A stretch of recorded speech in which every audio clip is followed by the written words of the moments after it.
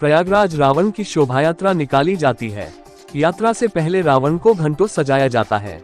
यही वजह है कि यहाँ रावण बनने वाले कलाकार खुद को बेहद भाग्यशाली मानते हैं।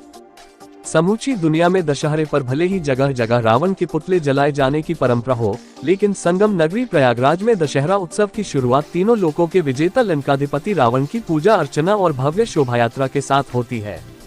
घोड़ों, रथों, बैंड पार्टियों व आकर्षक लाइट्स के बीच महाराजा रावण की शोभायात्रा जब उनके कुंबे और मायावी सेना के साथ प्रयागराज की सड़कों पर निकलती है, तो उसके स्वागत में जनसैलाब उमड़ पड़ता है।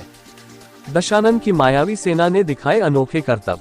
दशहरे की शुरुआत के मौके पर संगम नगरी प्रयागराज में तीनों लोकों के विजेता लंकाधिपति रावण की शाही सवारी इस साल भी परंपरागत तरीके से पूरी सज धज और भव्यता के साथ निकाली गई। ऋषि भारद्वाज के मंदिर से निकाली गई शाही सवारी से पहले प्राचीन शिव मंदिर में महाराजा रावण की आरती और पूजा अर्चना कर उनके जयकारे लगाए गए।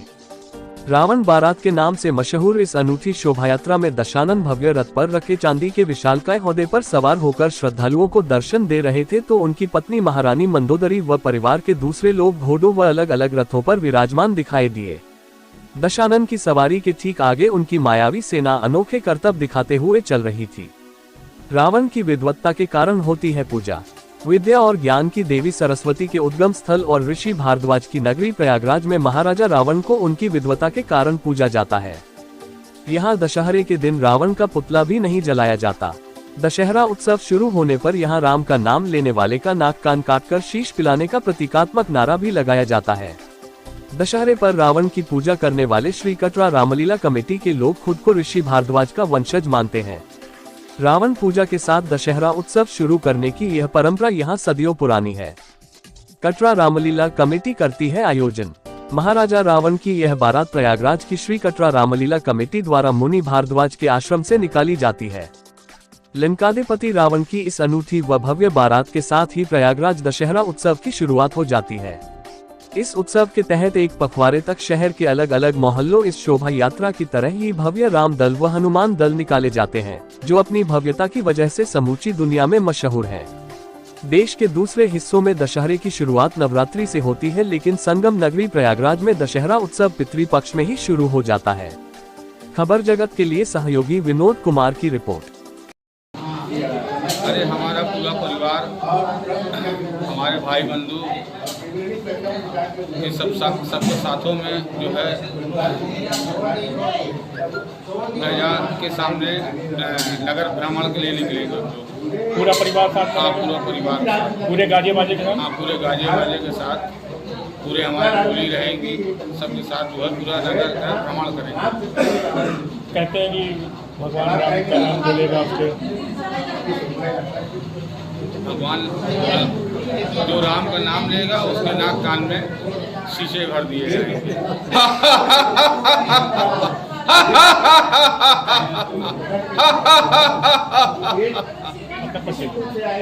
आशीष कुमार जायसवाल, रावण आशीष कुमार जायसवाल। और इसका जुड़ाव महर्षि भरद्वाज जी से। महर्षि भरद्वाज जी की एक पुत्री की शादी जो है कुबेर जी की शादी, जो रावण के पिता कुबेर के पिता सर्वा महाराज, वो ऋषि कुल के वंशज से कुबेर हुए। और रावण, कुंभकर्ण, मेघनाथ, विभीषण, शुनका, ये राक्षसी कुल के उससे हुए।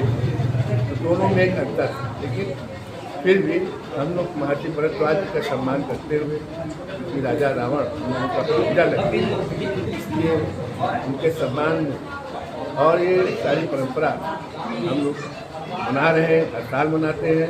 गौरवशाली परंपरा है, महान परंपरा है। ये पूरे भारत में अकेली श्री कटरा रामलीला कमेटी की परंपरा है और किसी भी रामलीला कमेटी की। किस तरीके से निकलते हैं यहाँ से? कहाँ से निकलते हैं? हाथी घोड़ा? हाथी तो अलाउ नहीं, घोड़े रहते हैं, रथ रहते हैं और तमाम चौकियाँ रहती हैं। बाहर से बैंड भी हम लोग बुलाते हैं, बाहर से बैंड आते हैं, बाहर से बैंड सारे आए हुए हैं। अभी दिखने के साथ पूरी भव्यता के साथ निकलता है, पूरी भव्यता के साथ निकलती है और बहुत लंबा खर्चा होता है। रावण की पूरी परिवार रहता है इसमें। पूरा परिवार मंदोदरी रहती है, कुंभकर्ण रहते हैं, मेघनाथ रहते हैं, विभीषण रहते हैं, उनकी सेना रहती है, सभी पूरे भ्रमण पर निकलते हैं। हमारे 3 बहन है, लहरी है, कालिका है और अरे यार